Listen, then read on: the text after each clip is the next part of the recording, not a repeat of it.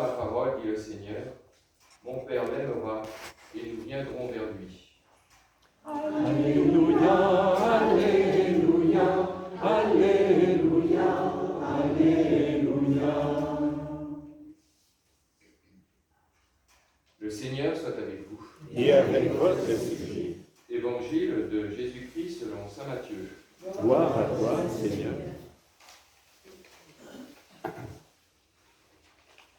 En ce temps-là, les pharisiens, apprenant que Jésus avait fermé la bouche aux Sadducéens, se réunirent. Et l'un d'entre eux, un docteur de la loi, posa une question à Jésus pour le mettre à l'épreuve. Maître, dans la loi, quel est le grand commandement? Jésus lui répondit, tu aimeras le Seigneur ton Dieu de tout ton cœur, de toute ton âme et de tout ton esprit. Voilà le grand, le premier commandement. Et le second lui est semblable. Tu aimeras ton prochain comme toi-même. De ces deux commandements dépend toute la loi ainsi que les prophètes. Acclamons la parole de Dieu. Louange à toi, Seigneur Jésus.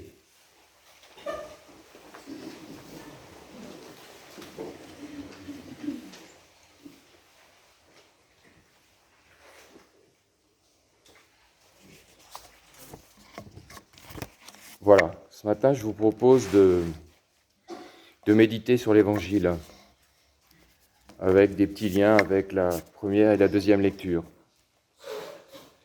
Et peut-être qu'avant de commencer, de regarder vraiment ce que ce texte d'Évangile qui nous est proposé veut nous dire, il faut que nous nous rappelions le contexte de ce texte.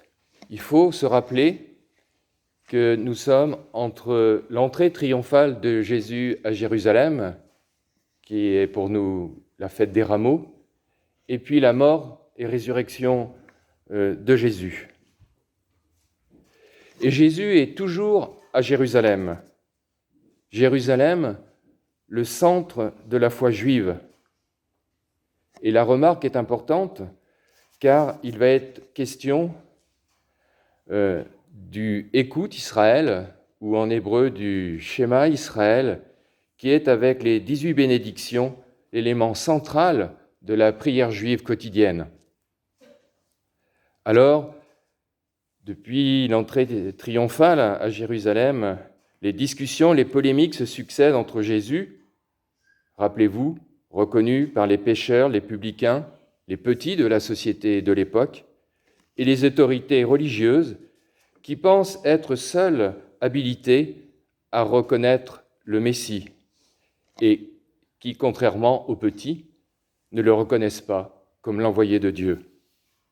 Alors, rappelez-vous, dans les dimanches précédents, il y a eu la purification du temple, le figuier stérile, la controverse avec ceux qui refusent l'autorité de Jésus, les 3 paraboles données par Jésus que nous avons écoutées successivement, la parabole des 2 fils, les vignerons homicides, le festin des noces, l'impôt dû à César, c'était dimanche dernier, et puis notre passage d'aujourd'hui, et enfin il y aura dimanche prochain l'autre passage où, à la fin de la polémique, les pharisiens, les contradicteurs de Jésus vont s'en aller et vont chercher à le faire mourir. Donc voyez, on est vraiment dans ce contexte-là, entre les rameaux et la passion, et on sait très bien que dans ces derniers moments, les messages qui sont délivrés sont toujours très importants.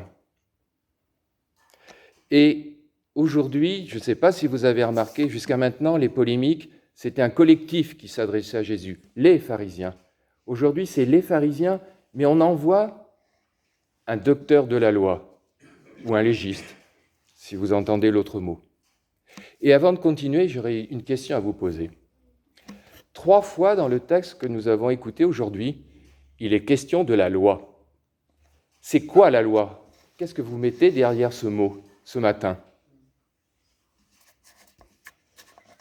Parce que si on n'est pas au clair sur ce mot-là, ça va peut-être être difficile de rentrer vraiment. Alors la loi dont il est question. l'Ancien Testament, ici. Comment? La parole. Les commandements derrière moi. Non, c'est devant. Ah bon, c'est devant. Je n'avais pas entendu. Ça m'étonnait aussi, mais bon. Alors la loi, c'est quoi la loi? La loi mosaïque, c'est le principe de Moïse. Un peu, la loi mosaïque, mais pas exactement. Dans l'Écriture, c'est quoi la loi? La loi, ce sont les 5 premiers livres de la Bible.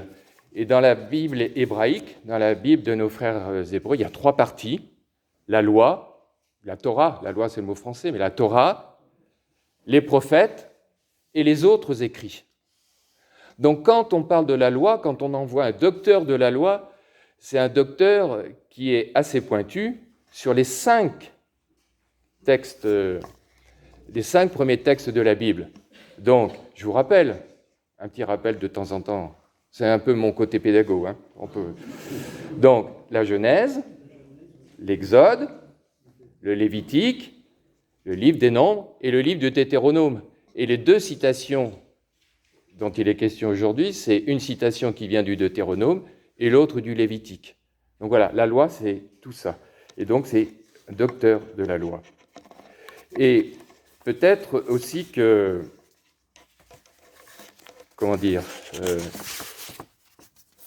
si le docteur de la loi, ce spécialiste des textes de l'Écriture, demande à Jésus, dans la loi, quel est le grand commandement, c'est parce que dans cette fameuse loi, dans ces 5 livres, ses collègues en avaient distingué plus de 613, 365 interdictions et 248 autres prescriptions, et que toutes n'ont sans doute pas la même priorité. Moïse avait déjà rendu service aux Israélites en ramenant les commandements que Dieu lui avait donnés à 10.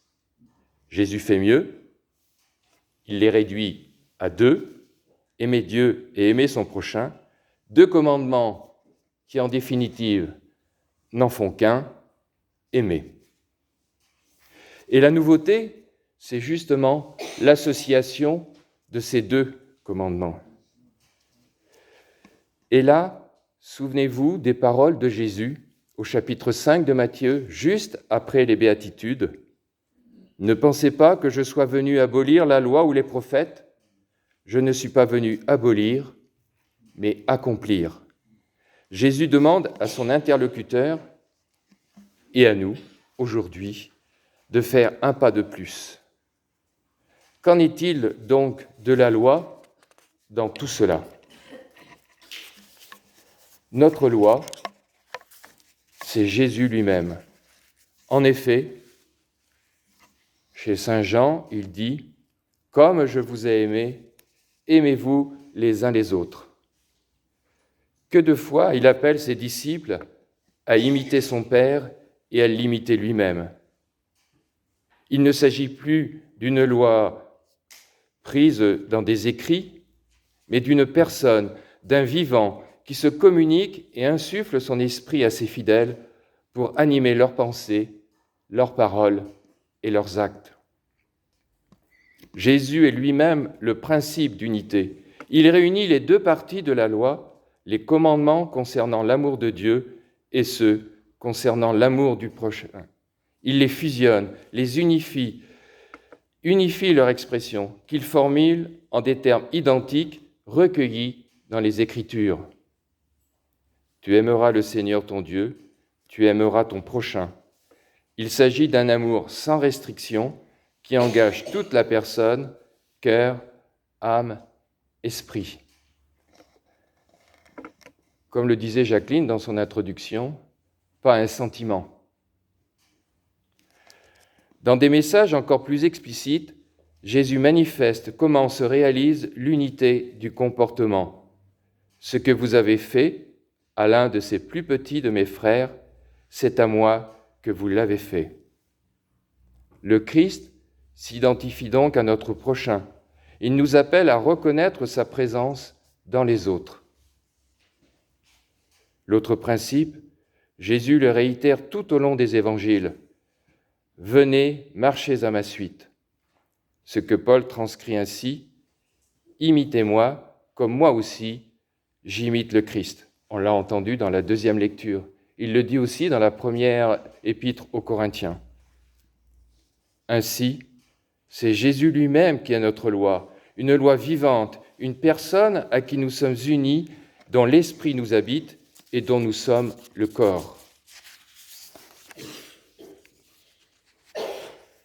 Ces deux principes peuvent nous orienter dans toutes les situations que nous vivons.